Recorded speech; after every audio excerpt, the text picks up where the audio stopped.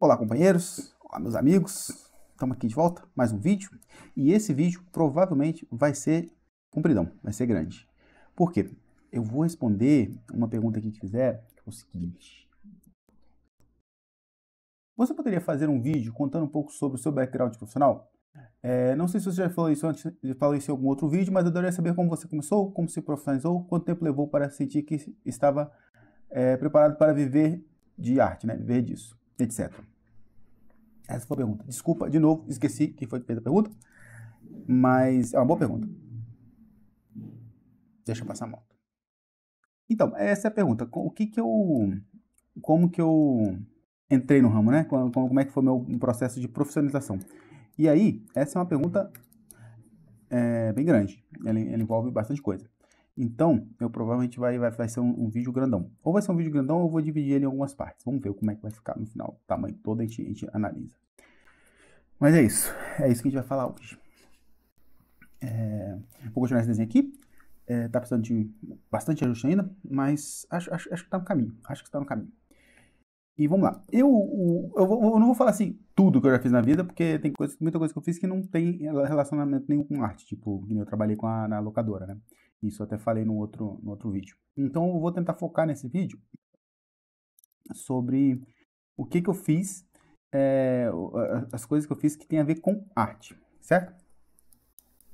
Então vamos lá. Como eu falei com vocês, teve um período da vida que eu fiquei meio que na merda. A gente não teve. A família ficou sem dinheiro.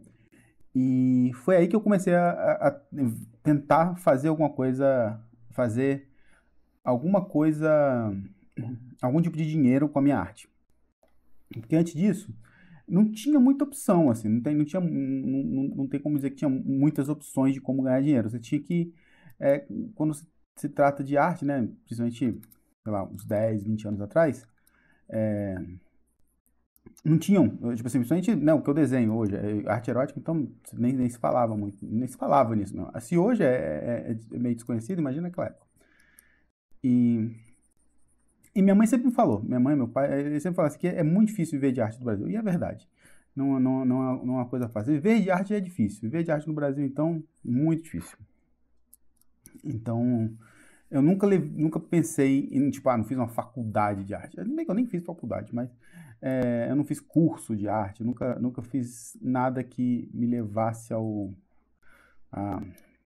a planejar um futuro em que a arte era o meu negócio principal. Mas, quando a locadora acabou e deu tudo errado, aí ali eu tava meio que querendo fazer qualquer coisa, né? Qualquer coisa para ganhar dinheiro. Então eu falei, eu sei desenhar um pouco, então eu vou tentar fazer isso, vou tentar ver se eu desenho um pouco, alguma coisa, arrumar um jeito de ganhar dinheiro ali com arte. E a primeira coisa que eu tentei, por incrível que pareça, foi exatamente a história de quadrinho erótica adulta, lá vai aquela Hentai X que eu falei. Eu fiz umas historinhas, mandei para ver se por acaso aconteceu alguma coisa, fui publicado, mas não sem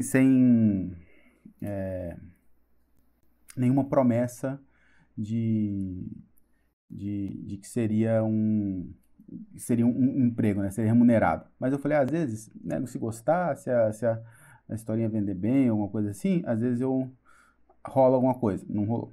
Não rolou nada. Mas aí eu fiquei com as historinhas guardadas. Eu já até falei sobre isso, que depois eu acabei encontrando no Retalho Frontal. Mas vamos seguir a sequência aqui. Como isso aí não deu certo, a outra coisa que eu tentei foi fazer desenho para tatuagem, que eu já comentei aqui, mas vai ter aí na tela uns desenhos desses que eu tentei fazer de tatuagem. E consegui vender, eu acho que tipo, meia dúzia de páginas. Então já foi alguma coisa ali, deu naquele mês lá que eu fiz na época, com certeza ajudou muito, mas tipo, não era algo que a pessoa ia comprar outro, entendeu? Claramente não era do interesse da pessoa, o estilo de desenho que eu fazia, isso é bem amador e bem fora do que é procurado assim, para arte. Então não rolou. A outra coisa que eu tentei foi, como eu já falei no outro lá, foi desenhar para um ateliê de pintura. iria desenhar os rascunhos para os alunos do ateliê pintarem depois, mas esse aí também não rolou, que foi o negócio da lhama lá, que a menina foi desenhar a lhama que não deu certo, e aí não deu bom. Uma outra coisa que eu tentei fazer, que aí é meio que adjacente à arte, né? Eu tentei fazer biscuit. Isso foi na época que isso aí tava bem na moda, esse negócio de biscuit, os bonequinhos de biscuit, sabe? Aqueles bonequinhos que você coloca em geladeira. E nessa época tá todo mundo fazendo negócio de biscuit. Tinha um monte de artesanato desse. Que nem tipo bolo de pote, essas coisas assim que o pessoal vende no Instagram, essas coisas. É tipo isso. Só que é artesanal, né? Artesanato. E a gente encheu o saco dos vizinhos para ver se alguém ajudava. Foi bem complicado, assim. Mas vender uma coisa ou outra, tipo, por exemplo, o cara que era dono do apartamento que a gente morava, era um apartamento bem barato, assim, numa área mais humilde, assim, né? Então, um aluguel não é muito caro. E ele era dono de uma escola. Então, eu às vezes peguei, a gente ofereceu, a gente pode fazer uns desse aqui para você poder oferecer na festa junina da escola, uma coisa assim. Era praticamente escambo, né, o negócio. Mas ele aceitou, tal. Então, eu consegui fazer isso aí. Isso pagou o nosso aluguel aí durante uns 2 meses. Mas também não é uma coisa que, entendeu? Você não vai sustentar a família com isso. É mais um bico mesmo, assim. E funcionou um tempo e depois parou. Isso aí que eu fiz com arte. E teve mais alguma coisa que eu tentei fazer? Deixa eu pensar. Bom, porque na verdade eu não estava só tentando fazer arte, não. Eu estava tentando arrumar emprego também. Só que quando você não tem segundo grau, arrumar emprego é muito difícil. Até para você fazer trabalho manual, o que quer que seja assim, de segundo grau é muito difícil. Então eu não estava conseguindo nenhum emprego. O que me salvou na época foi que a gente descobriu o quiosque, que é onde a gente foi trabalhar no quiosque, que não é um belo emprego, mas pagava as contas, assim, dentro do possível, né? Era melhor do que nada. Então, quando apareceu o quiosque, aí eu, pronto, beleza, não vou mais correr atrás de arte, porque não tá dando em nada mesmo. E aqui, pelo menos, eu vou lá no quiosque trabalho e entra dinheiro. Não é muito, mas é dinheiro de verdade. É um dinheiro que dá para comprar comida, fazer as coisas e tal. Então, aí eu parei. Não corri atrás mais de coisa de arte e deixei quieto. Aí, a outra oportunidade que apareceu é que é o seguinte. Na locadora, enquanto eu estava na locadora, quando a nossa locadora existia ainda, eu achei um programinha de DOS, que era para você registrar os filmes e tal. E aí, na época que eu instalou isso, eu conversei com o meu colega, que era o cara que instalou para mim os programas, esse programa, ele instalou para mim o CorelDRAW na época. Eu falei, pô, tem algum programa de desenho e tal, não sei o quê. Ele falou, eu conheço o CorelDRAW e o Photoshop, mas na sua máquina aqui só vai aguentar o CorelDRAW.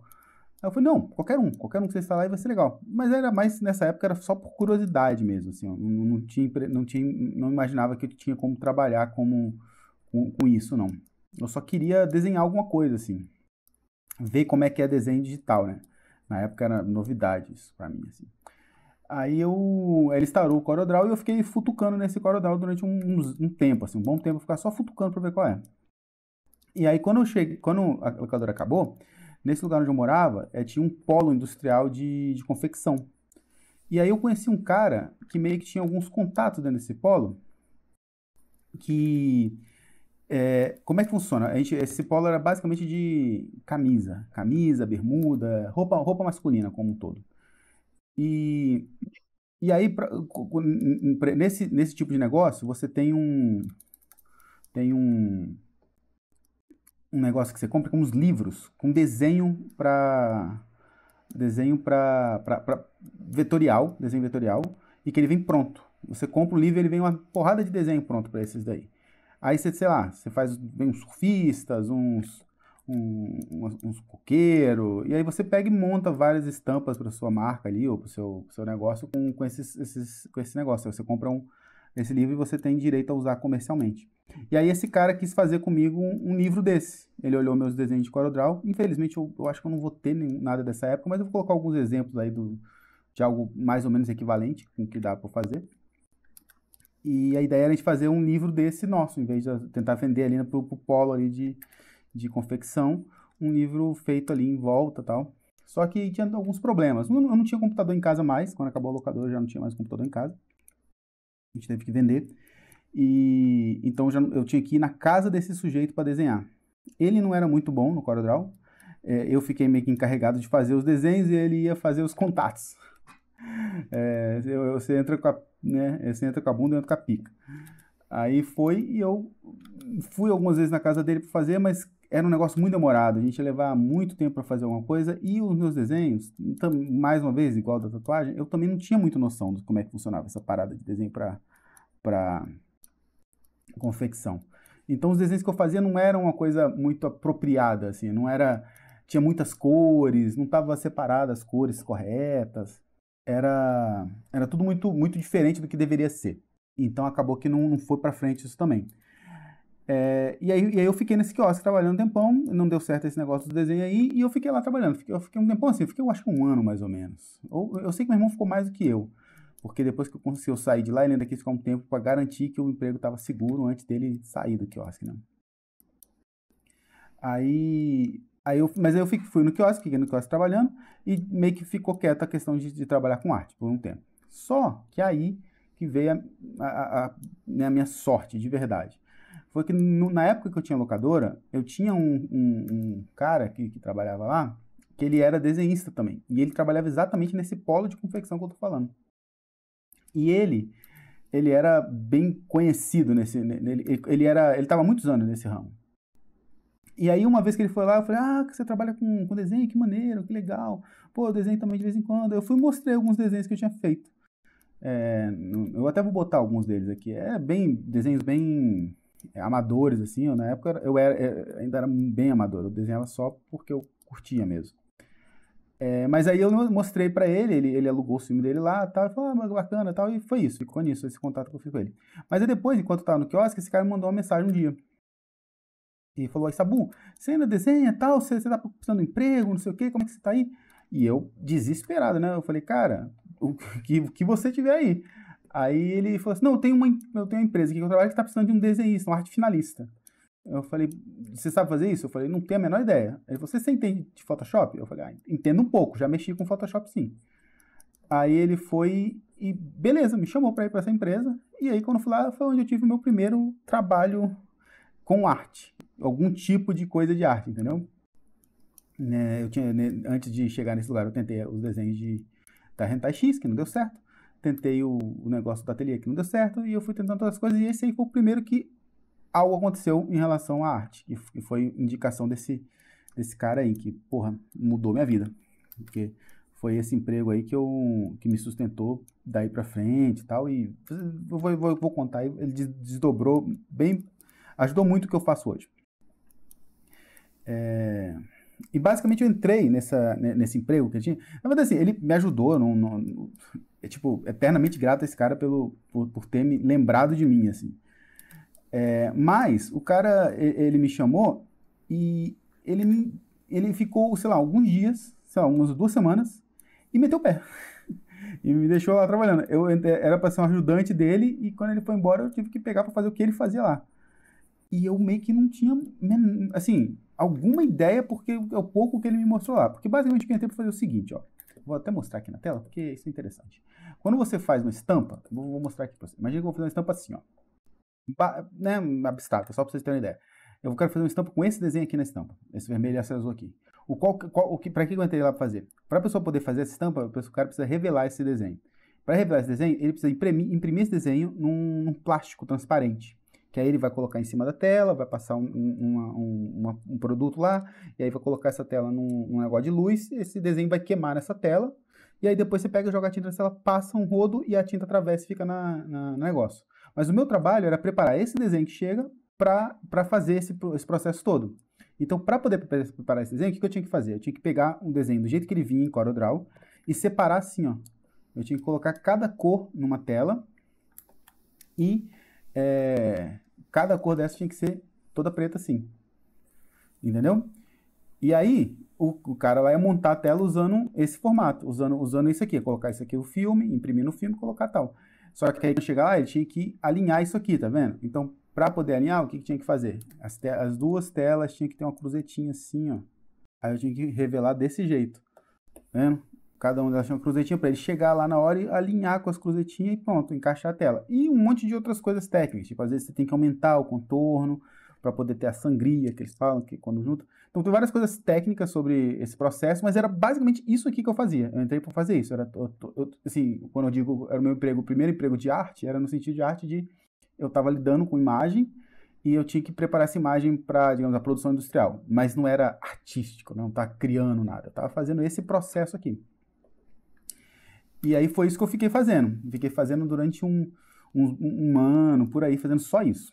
Só que aí, depois de um tempo, o dono dessa fábrica, que foi o que me deu emprego, que inclusive eternamente grato também a ele, que eu não tinha segundo grau. E o cara confiou em me contratar e teve paciência de, né, eu aprender tudo e tal. Assim, eu trabalhei muito, então, tipo assim, o que ele confiou em mim de me dar essa chance, eu retornei para ele com juros, assim, eu realmente dei meu sangue lá. Mas ele era um... Inclusive, isso é uma coisa que me ensinou muito, assim, na vida. Que, tipo assim, você tem que ir você tem que ter... A vida é complexa. Porque esse cara, esse chefe, ele era um bom chefe, assim, dentro do que... Principalmente dentro do que tinha na região, tipo, esse chefe, esse cara, ele, depois que a gente criou uma amizade, depois de alguns anos e tal, ele me deu um PlayStation, um Xbox 360. Na época que o Xbox 360 era meio novo ainda. Ele me deu um, assim. Só porque eu gostava muito de videogame, ele também gostava muito, a gente jogava Guitar Hero junto. Então ele me deu, ele tinha um usado lá, que ele trocou e tal, ele foi e me deu, assim, do nada. Então ele era um bom chefe, assim, uma boa pessoa. Comigo ele sempre foi muito bom. Mas ao mesmo tempo, quando estava nas eleições, chamou todo mundo da fábrica para descer lá, para falar para não votar no Lula, que não pode votar no Lula, não sei o que, vai quebrar todo mundo. Aí hoje em dia eu já olhei a rede social dele algumas vezes assim, e o cara é um bolsonarista fanático e meio xenofóbico, assim, parada de China. Então ele não é uma pessoa com valores muito valores que eu gostaria de ter em volta de mim, assim, não é uma pessoa que eu considero com bons valores mesmo. Mas ao mesmo tempo ele foi um bom chefe para mim, assim. Então é meio que uma coisa complicada da vida, tá ligado? Tipo, não justifica, porque a pessoa fazer algo bom para você não quer dizer que ela é uma boa pessoa, mas ao mesmo tempo não tem como, tipo, eu não lembro dele, caralho, que filho da puta, entendeu? Eu não tem como ter essa visão dele, assim. Ele foi bom para mim, assim. Então, meio fora do tema, mas é só porque é uma coisa que se aprende com o tempo, assim, na vida. Aí, eu fiquei uns bons meses só nesse rolê de trabalhar tirando arte final. E, basicamente, essa empresa que eu trabalhava, ela tinha um grande cliente. Era uma marca de roupa lá do estado, que era muito famosa dentro do estado. Eu vendia um pouco para fora do estado, mas não era tão famosa assim fora do estado. Mas dentro do estado ela era muito famosa. E ela passava uma grande parte da produção dela para esse chefe meu. E até porque as duas fábricas, né, a fábrica dessa marca e a fábrica dele de fazer camisa e bermuda era grudada assim, um do lado do outro. Então era bem fácil precisa provar uma cor da bermuda, precisa provar uma cor da estampa. Os caras saíam assim do lado, ia lá, eu já conhecia o pessoal do setor de criação deles. Então era um relacionamento bem próximo, assim, as duas empresas. Só que em algum momento ele resolveu, esse chefe, ele resolveu fazer uma marca para ele. Ele queria fazer uma marca dele, lançar uma marca. O que não foi uma ideia, eu já falo isso agora, mas ele quis fazer. E não deu bom no final para ele não deu bom. Mas para mim, o que aconteceu? Para mim foi bom, porque eu comecei em vez de fazer só arte final, que é isso que eu fazia, eu comecei a fazer também estampa mesmo, fazer as estampas dessa marca dele. Eu vou colocar algumas na tela aí, para vocês terem uma ideia de como é que funciona isso. E aí foi bom, porque eu comecei a fazer as estampas dentro do CorelDRAW mesmo. Eu comecei a fazer as estampas, né, fazer os desenhos, assim. Ainda não era uma coisa tão artística assim, né? Porque era desenho de bermuda, era muito xadrez, ou então desenho de camisa, o tema da marca dele era parada de rock e tal, então aí desenhava umas caveiras, uns negócios assim. Então não era, tipo assim, não é o tipo de coisa que eu gosto pessoalmente, mas só de eu estar trabalhando, criando, eu já fiquei assim muito feliz na época. E aí teve que contratar um outro arte finalista para eu poder gerenciar ele, para ele fazer uma parte do trabalho que eu fazia, o que também para mim já foi bom, porque eu acabei, né, você acaba melhorando um pouco de salário, e aí tem alguém para dividir o serviço, você não fica trabalhando tanto. Então para mim foi meio que uma subida assim de carreira, né, de melhora. E aí eu também, de fato, comecei a mexer com isso aí. Aí eu fiquei mais uns bons anos nesse formato aí. E aí que entra uma parada do que foi, tipo, uma das coisas que foi importantes para mim. Que eu aprendi Photoshop por conta desse emprego. Por quê? Eu vou colocar duas estampas agora para você ter uma ideia na tela. Essa estampa da direita, ela é feita só em vetor. Então, ela acaba sendo bem mais limitada, tá vendo? Você não consegue colocar foto, você tem um limite muito grande do que você consegue fazer nesse tipo de estampa. Já com Photoshop, você tem como editar foto. E aí você começa a fazer umas estampas mais rebuscadas na época, entendeu? Então eu aprendi Photoshop para isso. Aprendi Photoshop para fazer estampa. Não foi para desenhar. Por isso que eu até acho que hoje eu tenho um bom conhecimento de Photoshop, porque eu aprendi muita parte técnica de Photoshop.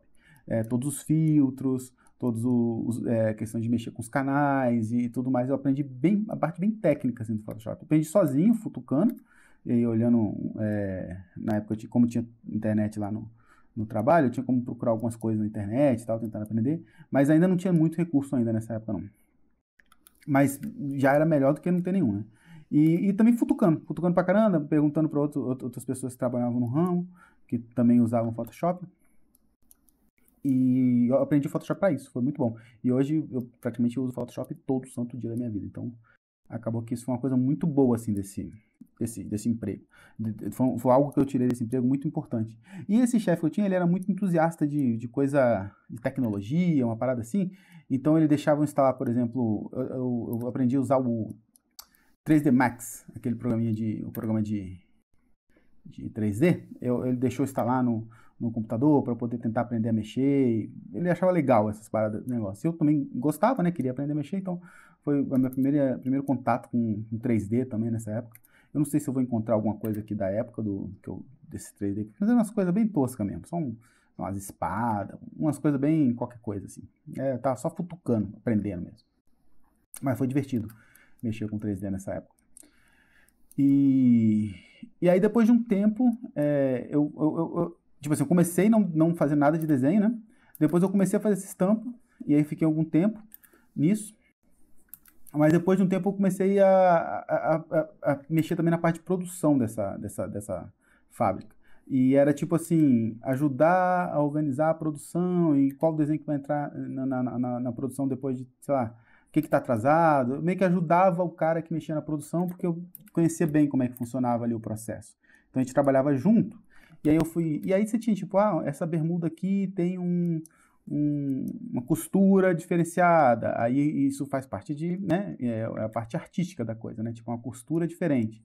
Então eu tenho que ir lá na costura e ver com as costureiras se está dando tudo certo. Essa camisa aqui tem um bordado, aí tem que ir lá no cara do bordado aprovar para ver se o bordado tá bom, se tá com uma qualidade bacana. Então eu comecei a sair muito da parte de desenho de novo. E aí, com o tempo, eu totalmente saí da parte de desenho de novo. Chamei uma outra menina para fazer estampa, que ela era uma moça, e aí ela começou a fazer estampa, e o outro rapaz entrou na minha parte de ajudar com o gerenciamento de produção, e eu fiquei nessa parte de ir para cima e para baixo aprovando coisas de produção. Aí saí eu do desenho de novo. Mas, aí durante esse processo de trabalho, foi quando eu descobri o Hentai Foundry, que eu já falei isso num outro episódio, que eu descobri o Hentai Foundry e postei alguns dos meus desenhos. E foi ali, eu vou até olhar essas datas, né? Eu tô falando todos com vocês, eu não tô dando nenhuma data, não tô falando nada, mas eu tenho como olhar aqui, deixa eu ver. Não sei se estão com interesse em data não, mas eu gosto de falar a data certinha das coisas. Então, eu desenhei o meu primeiro hentai, o primeiro desenho hentai como um todo, né? O primeiro, assim. Não para revista, foi só a primeira vez que eu desenhei hentai. Foi por volta de 2001. Foi a primeira vez que eu botei um desenho e destruí tudo dessa época. Infelizmente não sobrou nada. E aí, na questão de tentar aquelas paradas que eu fiz do ateliê, os biscuits e tudo mais, isso foi em torno de 2003. 2003, 2004, por aí. Em 2005, eu entrei para essa fábrica e comecei a mexer com arte final. E a primeira vez que eu postei... Aí pra vocês verem a diferença que tem isso, né? Eu entrei em 2005 nessa fábrica e eu só fui postar no Hentai Foundry a primeira vez em 2005. Não, desculpa, errei. Entrei em 2005 na fábrica e eu só fui postar a primeira vez no Hentai Foundry em 2009, ou seja, 4 anos depois. Então eu fiquei 4 anos aí em que esse contato artístico, né, com coisas de arte que eu tinha, era só esse de trabalho. Aí eu postei essas revistas que eu fiz lá em 2003, eu postei lá em 2009 no Hentai Foundry, e aí, quando eu postei no Hentai Foundry, foi que a segunda parte da minha, digamos, vida de trabalho artística começou. Que aí, quando eu postei no Hentai Foundry, surgiu a minha primeira commission, em 2009, por aí. Aí, nesses próximos anos, eu fiquei dentro desse formato. Eu trabalhava nessa fábrica durante o dia e tinha algum, né, de alguma forma era mexendo com arte, mas era uma coisa mais industrial. E na parte da noite eu fazia os hentai de commission. Esse era o meu formato aí durante alguns anos. Fiquei só nesse formato aí. E aí eu fiquei desse jeito até que eu saí dessa fábrica. Essa fábrica, ela durou uns bons anos, mas, como eu falei, a ideia de fazer a marca do meu chefe lá não funcionou. Perderam dinheiro pra caramba, não foi bom. Até porque ele queria fazer uma marca voltada a rock. E não tem gente no Brasil, e muito menos naquele estado que eu morava, que gostava tanto de rock. Tipo assim, porque ele gostava de rock, entendeu? Ele fez porque ele gostava, não porque tinha um público. E acabou que não deu certo, ele perdeu dinheiro. E, infelizmente, coincidiu de que na mesma época com ele entrou a questão da China, começou a entrar muito produto da China no Brasil, de negócio, então afetou o negócio. Mas assim, eu tô falando isso que me falavam na época, né? Eu não sei, ele falava isso, eu não sei o quanto esse tipo de produto afetou de fato o negócio, porque também tinha bastante mau gerenciamento financeiro, digamos assim. Tipo, essa marca aí foi claramente uma ideia ruim e perdeu muito dinheiro na época. Mas eu sei que ele diz, né, que teve essa questão da China, ele disse, mas também teve um lado que isso eu sei, que eu vi acontecer, foi que essa marca, que era a marca que mais produzia com ele, cancelou uma parte gigante, assim, diminuiu muito a quantidade de coisa que ela fazia, começou a terceirizar para outras fábricas, ou então comprar produto pronto de São Paulo, daqui de São Paulo, né? E aí diminuiu um pedaço para ele gigante, assim, essa marca era um pedaço muito significativo do que ele do que ele ganhava de dinheiro ali, ele fazia dinheiro. Era, sei lá, 70% do dinheiro que ele tirava. Provavelmente mais. Estou sendo generoso. Então, a partir do momento que eles diminuíram, para ele foi um abaque absurdo, assim. E então, meio que aí, depois de uns anos, foi ladeira abaixo. A fábrica foi diminuindo. Eu percebi que ia fechar, até porque eu já tinha visto essa história muito parecida com a minha locadora. Eu estava sentindo que o barco estava afundando ali. E aí eu tive uma ideia com meu irmão de fazer o quê? Eu saí dessa empresa, o meu irmão também conseguiu um trabalho dentro desse ramo de confecção, só que ele fazia praticamente a mesma coisa que eu, só que numa outra empresa, uma empresa dentro do mesmo polo de confecção, só que uma outra empresa, e aí a gente percebeu que as duas empresas estavam meio mal do negócio, estavam mal das pernas, e aí a gente decidiu o quê? Bom, se a gente não tem opção, é isso que a gente sabe fazer, vamos tentar abrir um estúdio de criação voltado para isso, né? Voltado para a arte de confecção. E aí foi o que a gente fez. Eu saí do emprego, mas tipo assim, se eu não tivesse saído, eu teria sido demitido em pouquíssimo tempo. Tanto que o gerente de produção da época, que era, ele estava lá há muitos anos antes de eu entrar na empresa. Ele também saiu, meio que a empresa foi ladeira abaixo mesmo. E aí o meu irmão, a gente foi montar o nosso estúdio de criação de arte para confecção. E aí foi isso que a gente fez, a gente montou o nosso estúdio. Eu vou colocar aí na tela uns desenhos desse estúdio, o tipo de coisa que eu fazia. Um diferencial que tinha nesse estúdio, porque normalmente esse tipo de produção para confecção, normalmente o pessoal pega o que? É imagem pronta, coisa de internet, é uma coisa bem industrial, assim. Então é raro você ter coisas realmente artísticas, entendeu? E eu já sabia desenhar bem, assim, quando eu montei o estúdio com meu irmão. Então, uma coisa que foi um diferencial nosso legal foi que eu tinha como fazer umas aquarelas. Eu vou colocar umas aí na tela aí, que é umas aquarelas bacanas, assim, com desenho de surf, essas coisas, que o pessoal gostava muito, vendia bem. Então, funcionou bem esse estúdio, meu e dele. A gente ficou um tempo aí com esse estúdio. Só que aí, depois de um tempo, o que aconteceu? Enquanto a gente estava com o estúdio, apareceu o Patreon. Isso foi, deixa eu ver aqui a data. Isso foi em 2014, certo? Então, eu lancei esse estúdio, foi por volta de 2011, 2012, e aí em 2014 lançaram o Patreon. Aí eu comecei a ver um monte de gente, né, lançando um Patreon próprio, assim. Comecei várias pessoas, vários artistas fazendo isso, eu falei, cara, eu acho que se eu lançar um, eu acho que eu consigo fazer alguma coisa. Dá pra ter um extra.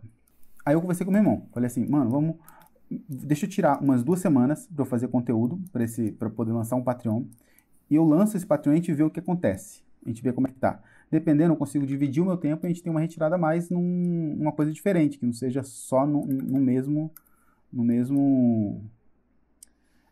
nicho, assim, de mercado, porque a gente já estava, né, escaldado já, locadora, aí essas 2 fábricas aí que acabaram, onde a gente trabalhava, então a gente já meio que estava ligado no risco que essas paradas têm, assim, quando você depende de tudo de uma coisa só, o risco está ali, qualquer coisa que acontece, você se lasca. Então eu falei, deixa eu tentar, e se der bom, show, a gente consegue dividir ter uma entrada diferente, se não der bom, eu só perdi aí 2 semaninhas e você deu conta aí e tal, e a gente segue, toca o barco. E aí eu fiz isso, e engraçado é que quando eu fazia muitos commissions de Futanari nessa época. Minhas commissions eram basicamente Futanari ou então Parada Não Como já, nessa época. E bem no estilo da minha série, né, do Sex Arcade, tudo bem nesse estilo. Aí eu fiz esse Patreon e eu comecei com a ideia de lançar coisa de Futanari. Eu quase fiquei no Futanari, na verdade. Só que aí na última hora eu tinha postado um desenho há pouco tempo, um desenho estilo Sex Arcade há pouco tempo, e estava tendo muito comentário, bastante visibilidade, o pessoal estava curtindo muito. Aí eu bati o olho e falei, cara, eu acho que esse negócio vai dar mais certo. E foi meio que por isso que eu fiz, porque eu gosto dos dois temas. Na época eu gostava de Futanari, hoje em dia eu gosto mais de Femboys, mas na época eu gostava bastante de Futanari também. Então, qualquer um dos dois que eu fizesse, eu estaria feliz, assim. Mas eu estava bem confiante que Futanari não contaria mais possibilidade de dar certo. Então, eu fui por essa parada com o e aí deu certo. E deu certo pra caramba, assim. No primeiro dia do Patreon, eu tive muitas pledges, assim, bem mais do que eu imaginava, assim. Então, eu olhando aquilo lá, eu falei, meu irmão, se isso aqui terminar um mês e isso aqui for verdade, não vale a pena eu continuar trabalhando no estúdio. Não vale a pena eu ficar. Vale a pena eu focar nisso aqui, porque dá dando mais dinheiro. E eu falei, eu foco aqui, você vai ter que talvez contratar alguém para te ajudar a fazer as estampas do estúdio. E a gente fica com 2 negócios. E foi isso que aconteceu. No final, realmente, os pledges todas processaram, deu certo mesmo o Patreon. E eu fiquei eu fiquei trabalhando só no Patreon e meu irmão tocando no estúdio. Essa foi a divisão que a gente fez. E funcionou bem por um bom tempo. Só que aí depois de um tempo, depois de uns 2 anos mais ou menos, o estúdio começou a parar de ter cliente novo. E aí a gente percebeu que não era o estúdio que estava parando. tava tendo uma queda no setor inteiro, tava tendo uma queda. Vários clientes pararam de pedir estampa ao mesmo tempo, assim, começaram a reaproveitar a estampa interna. Tipo assim, quando tem alguma recessão, alguma crise dessa, as pessoas tentam diminuir todos os gastos. Eles querem diminuir todos os gastos. E aí fazer estampa reciclada é fácil. Eles pegam uma estampa antiga e lançam ela de novo, com alguma cor diferente e tal, e paga menos por isso. Já tem tela, já tem o desenho, já tem tudo. Para eles é melhor. Para que você tenha uma empresa assim, está precisando diminuir custo, qualquer custo, né, de qualquer forma, melhor. Então aí foi isso que aconteceu. Então os nossos clientes começaram a diminuir muito. E aí meu irmão viu que não estava dando certo e tal. E ao mesmo tempo, e é isso que eu tô falando, tem muita sorte nessas paradas, sabe? A gente não calculou isso tudo. Mas ao mesmo tempo que isso estava acontecendo, eu comecei a entrar numa estafa fodida, porque eu estava ficando muito cansado. Eu estava desenhando muito e ainda tinha que postar esses desenhos no Patreon, postar em todos os lugares que eu postava desenho, né, para poder divulgar e atrair mais pessoas para o Patreon. E eu estava ficando já estafado, não estava aguentando tanto serviço que estava fazendo. E aí eu falei, aí como o Patreon tinha dado errado, o Patreon, o negócio já estava diminuindo, já estava com as coisas diminuindo como um todo, o que aconteceu foi, meu irmão desfez o estúdio, cancelamos o estúdio, a gente percebeu que estava realmente alguma coisa errada, porque como é que funcionava esse estúdio? Quando você ia vender alguma coisa, vender alguma estampa para uma marca, alguma coisa, você não falava com o dono da marca, né? Você falava com a pessoa do setor de criação. Então tinha uma menina chamada Josi, que a gente falava com ela de uma estampa de roupa de Brasília. E depois de um tempo que a gente estava já para fechar o estúdio, essa menina mandou uma mensagem para a gente perguntando se a gente não estava precisando de alguém, precisando de emprego. Ou seja, ela tá pedindo emprego para a gente. A gente, pô, meu filho, a gente está fechando o rolê aqui. Então, mas a gente viu que realmente estava uma parada de mercado como um todo, assim, não era só a gente. A gente talvez poderia ter, sei lá, segurado um tempo e o mercado poderia reaquecer, porque algumas marcas, depois de alguns anos, procuraram a gente de novo para ver se a gente ainda estava fazendo. Então, talvez o mercado reaquecesse depois de um tempo. Mas a gente não tinha dinheiro para aguentar anos de baixa e para depois torcer para voltar. E até porque o patrão estava dando muito certo. Eu não tinha muito porquê. Com meu irmão me ajudando, eu conseguia produzir mais. Então, não tinha muito porquê manter ali o estúdio, sendo que ele não estava fazendo tanto dinheiro e eu estava cansadão, assim. E aí foi isso que aconteceu. Meu irmão largou, desfizemos o estúdio e ele veio me ajudar. E aí foi isso. Esse foi o processo. Aí depois que ele veio me ajudar, a gente começou a achar o nosso formato, assim, o nosso ritmo de trabalho juntos, assim. Ele cuidando da parte financeira, quer dizer, cuidando de tudo, cuidando basicamente de tudo que tem que cuidar, e eu só sentado desenhando o tempo todo. E a gente funciona bem, a gente encontrou um formato que funciona bem para nós dois, assim. E é isso que a gente é assim que eu tô até hoje, é assim que eu tô até agora. Depois eu posso, quer dizer, não sei, eu acho que dá para eu contar mais aqui mais um pouco. Mas porque durante esse tempo que eu fiz né, que eu tô no Patreon e tudo mais, tipo, aconteceram várias coisas, assim. Tipo, cancelaram. Eu acho que é melhor fazer isso no outro episódio, porque é muita coisa. Eu posso fazer um episódio sobre a saga do Patreon.